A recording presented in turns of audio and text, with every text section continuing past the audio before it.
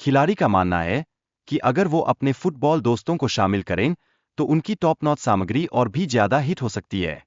असल में, जब फुटबॉल की बात हो तो दर्शकों की रुचि को बढ़ाने का ये बहुत ही बढ़िया तरीका है। जैसे, अगर चॉकलेट में नट्स डाले तो वो और भी मजेदार हो जाती है ना? उनका कहना है कि बड़े खेल खत्म होने के बाद वो अपने विचार साझा कर सकते हैं। ये उनके फॉलोअर्स के लिए बिल्कुल ऐसा होगा जैसे फ्री पिज्जा मिल रहा हो। और सोचिए, इससे उनके अनुयायियों की व्यस्तता कितनी बढ़ जाएगी। सारा दिन लगे रहेंगे, जैसे रोज का होमवर्क। वीडियो में रोनाल्डो के टॉप 10 गोल्स पर प्रतिक्रिया देने का प्लान है। ओह! ये तो दर्शकों के लिए ऐसा अनुभव होगा जैसे एंटरटेनमेंट की किसी दुकान में घुसकर सारे मिक्स चिप्स खरीद लेना।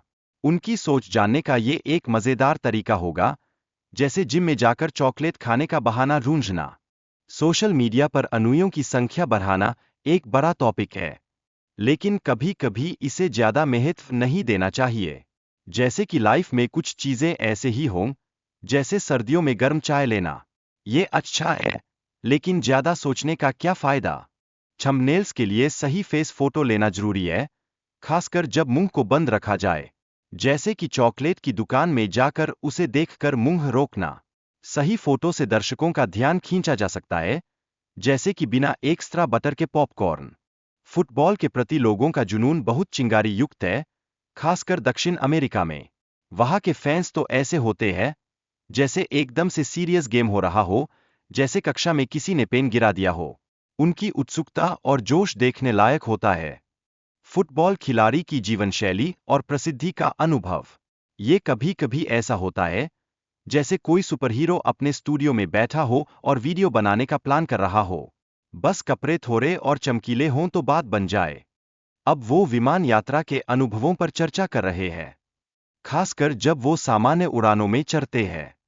जैसे, विमान में बैठें और अचानक ये एहसास हो कि आपके पास खाने के लिए सिर्फ एक चिप्स का पैकेट है। वो अपने करियर की लंबाई और सेवानिवृत्ति की बातें करते हैं।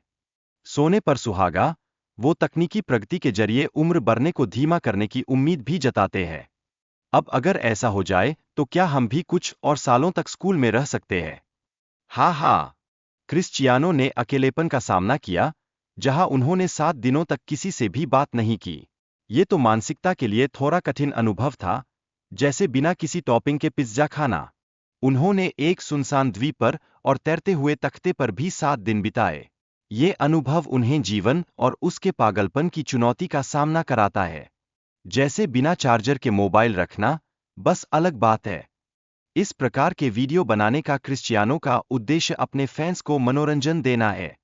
वो अच्छी तरह जानते हैं कि दर्शक उनकी कठिनाइयों को देखना पसंद करते हैं, जैसे पॉपकॉर्न के बिना मूवी देखना।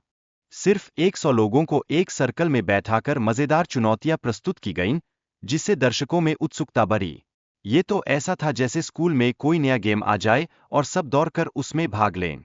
ये एक अनूठा और रोमांचक तरीका था। दर्शकों की पसंदीदा वीडियो में कंटेंट क्रिएटर्स को एक बड़े क्यूब में डालकर मजेदार प्रतियोगिताएं करवाई गईं। ये इंटरनेट को तोड़ने वाली बात थी, जैसे जब बर्फ का टुकड़ा गिरता है और हर कोई उसे देखने लगता है।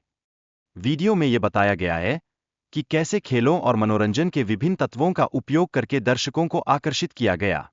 ये बिल्कुल ऐसा है, जैसे कि सुपरहीरो को देखकर हर कोई उसकी ओर दौड़ता है। बास्केटबॉल खिलाड़ियों की उपलब्धियों का जश्न मनाना बहुत जरूरी है। ये युवा खिलाड़ियों को अपने सपनों को पूरा करने के लिए प्रेरित करता है।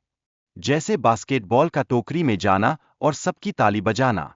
खिलाड़ियों के उत्पादों और ब्रांडों से जुड़ने का महत्व बढ़ रहा है। ये उनके व्यक्तिगत ब्रांड को मजबूत करता है। जैसे कि आपकी फेवरेट टी शर्ट को पहनकर स्कूल जाना, सबका ध्यान तो खींचेगा ही। फेम और प्रसिद्धि को संभालने का तरीका खिलाड़ियों की मानसिकता को दर्शाता है। काम में व्यस्त रहकर वे अपने प्रदर्शन पर ध्यान केंद्रित कर सकते हैं। अब अगर काम करते करते छोरा मस्ती भी कर लें, तो क्या बात है।